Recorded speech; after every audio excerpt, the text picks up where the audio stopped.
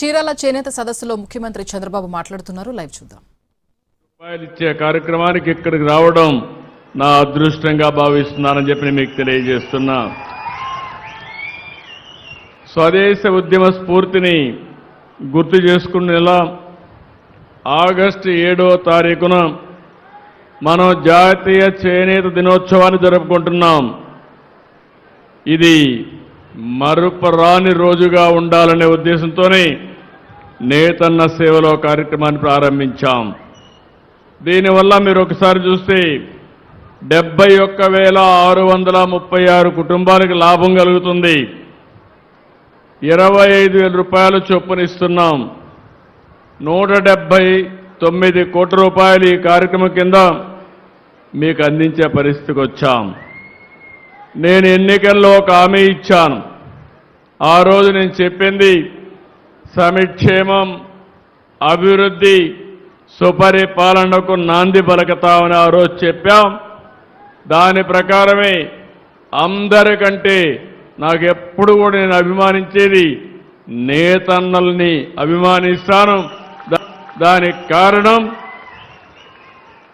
మీకుండే కష్టాలు. ఒకప్పుడు ఇదే చీరాల్లో మీకు ఆ రోజు ఇబ్బందులు పెడతా ఉంటే ధర్నా చేసిన కార్యక్రమాన్ని కూడా మరొక్కసారి గుర్తు చేస్తున్నాను. ఆ రోజు ప్రతిపక్షంలో ఉన్నాను. ఆ రోజు కూడా ఇవన్నీ చేశాం. ఈరోజు చేనేత కేవలం ఒక వృత్తే కాదు, ఇది భారతీయ సంస్కృతికి ప్రతీక, దేశం గర్వించే కళ. ఈరోజు మీరు ఒక్కసారి చూస్తే ఎప్పుడో మనం చదువుకున్నాం, చేనేత కార్మికులు ఆ రోజుల్లోనే చీర తయారు చేస్తే అగ్గిపెట్టిలో పెట్టే చీరను తయారు చేసిన ఘనత చేనేత కార్మికులది. మన రాష్ట్రాన్ని చూస్తే ఇలాంటి కళలకు నిలయం, అలాంటి వర్గాలు ఎక్కువ ఉండే ప్రదేశం ఈ చీరాల. అందుకని ఇంకొక పక్కన చూస్తే ఇక్కడికి వస్తే మీ నైపుణ్యం గుర్తొస్తుంది. చీరాల పట్టు, కాటన్ చీరలు దేశవ్యాప్తంగా గుర్తింపు పొందాయి. చీరాల కర్చీఫ్లు ఒకప్పుడు విదేశాలకు కూడా ఎగుమతి చేశారంటే అది మీ సత్తా. ఇంకొక పక్క ఒకప్పుడు మినీ ముంబై, కాలక్రమేణా అన్నీ కూడా వృత్తులన్నీ కూడా దెబ్బతిని దానివల్ల ఇక్కడ కూడా దెబ్బతినే పరిస్థితికి వచ్చాం.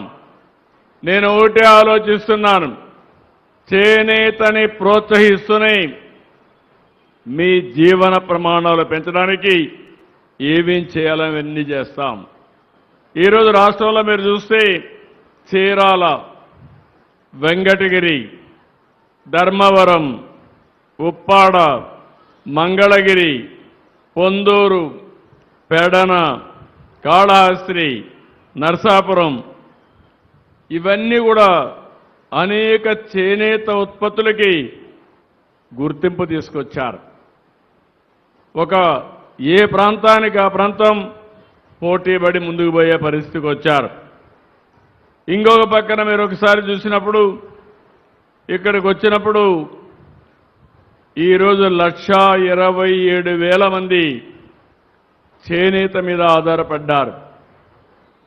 నేను చాలా వృత్తులు చూశాను, చేనేత పైనే ఆధారపడిన ఏకైక వర్గం చేనేత కార్మికులు. వేరే వాళ్ళు మారగలిగారు కానీ మీరు మాత్రం మగ్గాన్నే నమ్ముకున్న ఏకైక వర్గం చేనేత అని మరొక్కసారి విజ్ఞప్తి చేస్తున్నా.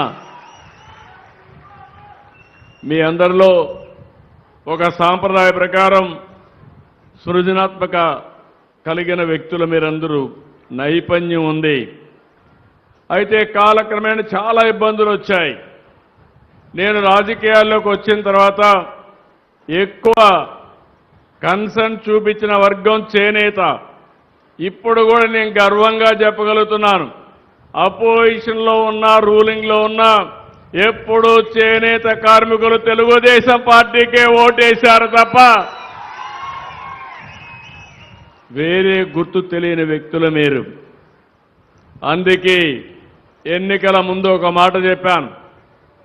ఆ రోజు ఏ మాట అయితే చెప్పాను, 200 రూపాయలు హ్యాండ్లూమ్కి, 500 యూనిట్లు పవర్లూమ్కి సబ్సిడీ ఇస్తా అన్నాం. చెప్పిన మాట నిలబెట్టుకున్నాం. నేను పోయిన టర్మ్లోనే చేనేత కార్మికులు మగ్గం దగ్గర కూర్చొని అందులో వచ్చే కాటన్ అంతా కూడా కడుపులేకపోయి అనారోగ్యం పాలవుతున్నారనే ఉద్దేశంతో 50 సంవత్సరాలకే పెన్షన్ ఇచ్చింది మొదటిసారి చేనేత కార్మికులకి. అదో కమిట్మెంట్తో చేశాం. 85,000 మందికి ఇస్తున్నాం. మొన్నే పెంచాం. 4,000, 6,000 ఇచ్చే పరిస్థితికి వచ్చాం. ఈరోజు 35 కోట్లు నెలకు ఇస్తున్నాం. 420 కోట్ల రూపాయలు ఖర్చు పెడుతున్నాం. ఇంకొక పక్కన 109 ప్రాథమిక చేనేత సహకార సంఘాలకి క్యాష్ క్రెడిట్ ద్వారా 79 కోట్లు ఇస్తున్నాం. ఇవి కాకుండా స్టాల్ కస్టమర్ డెవలప్మెంట్ ప్రోగ్రాం కింద 10 కోట్లతో 10 చేనేత క్లస్టర్లని ఆమోదింపజేశాం. హ్యాండ్లూమ్ మార్కెటింగ్ కోసం అసిస్టెన్స్ కార్యక్రమంలో చేనేత కార్మికులు నేరుగా అవకాశాలు కల్పించడం, ఇలాంటి అనేక కార్యక్రమాలు ఆలోచిస్తున్నాం. ఉప్పాడలో ప్రత్యేక మౌలిక సదుపాయాల ప్రాజెక్టు, మంగళగిరిలో హ్యాండ్లూమ్ పార్క్ ఏర్పాటు కూడా చేస్తున్నాం. నేను ఇక్కడుండే బీసీలకు ఒకటే విజ్ఞప్తి చేస్తున్నా, 45